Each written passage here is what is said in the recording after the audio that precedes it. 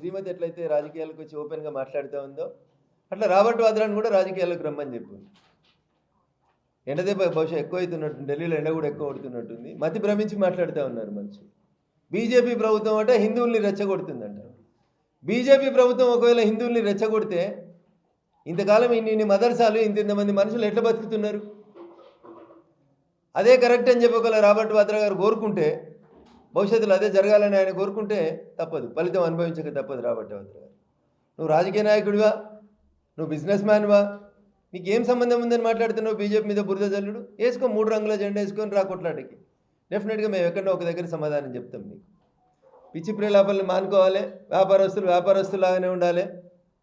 Priyanka Vadra, Robert Vadra, మీకు పుట్టినటువంటి సంతానానికి గాంధీలని పేర్లు ఎట్లా పెడుతుర్రో మరి వాద్రాలు ఎందుకు పెడతలేరు? సమాజంలో చర్చ జరగాల్సినటువంటి అవసరం ఉంటుంది. రమ్మంటున్నాం ఆయనని కూడా రాజకీయాల్లోకి. తీవ్రంగా ఖండిస్తూ ఉంది భారతీయ జనతా పార్టీ ఆయన మాట్లాడినటువంటి మాటల్ని. మేము ఎప్పుడు ఎవరిని రెచ్చగొట్టలేదు.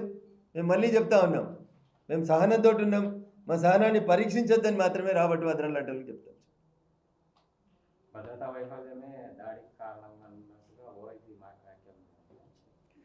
ఓవైసీకి భారతదేశంలో ఉన్నటువంటి ముస్లింలు, ఓల్డ్ సిటీలో ఉన్నటువంటి ముస్లింల మీద ఒక ఇసుమంతా కూడా పట్టింపు ఉండదు.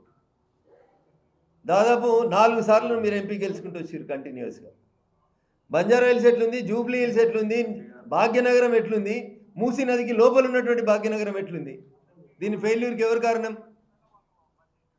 హైదరాబాద్ ఎంపీ మీ నాన్న, నువ్వు ఏం డెవలప్ చేసారు ఒకసారి హైదరాబాద్లో ఉన్న ముస్లిమ్స్ కూడా ఆలోచించాలి. ఒక్క రోడ్ అన్న 100 ఫీట్లు అయిందా? నీ అసమర్థ విధానాల వల్ల టీఆర్ఎస్ పార్టీని 10 ఏళ్ళు నువ్వు నీ తమ్ముడు జోకి అసెంబ్లీలో ఆయనకో టోపీ పెట్టి మీరో టోపీ పెట్టుకొని 10 ఏళ్లలో హైదరాబాద్లో ఓల్డ్ సిటీకి మెట్రో రాలేదంటే దానికి మొదటి ముద్ద ఎవరైతారంటే చంద్రశేఖరరావు, రెండో ముద్ద ఎవరైతారంటే అసదుద్దీన్ ఓవైసీ అవుతాడు. ఇక ఆయన కూడా మాట్లాడుతున్నాడు దారుసలాంలో, ఏది పడితే అది మాట్లాడుతూ ఉన్నాడు బారిస్టర్ చదువుకొని. భాగ్యనగరంలో మూసీకి అవతల పాత బస్తీ అని చెప్పుకునేటువంటి బస్తీ డెవలప్ కాకపోవడానికి కారణం ఎంఐఎం పార్టీ. ఎంఐఎం పార్టీ కార్పొరేటర్లు, ఎంఐఎం పార్టీ ఎమ్మెల్యేలు, ఎంఐఎం పార్టీ ఎంపీ మాత్రమే ముస్లింలు డెవలప్ కావద్దని, వాళ్ళు మాత్రమే డెవలప్ కావాలని కోరుకుంటున్నారు.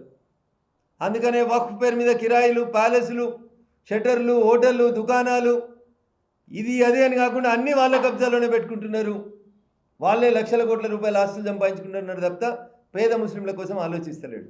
నిజంగా చిత్తశుద్ధి ఉంటే అసదుద్దీన్ ఓవైసీకి, అక్బరుద్దీన్ ఓవైసీకి హైదరాబాద్లో భాగ్యనగరంలో మూసీకి యువతలు ఎట్లా డెవలప్ జరిగింది, అవతల ఎందుకు జరగలేదు?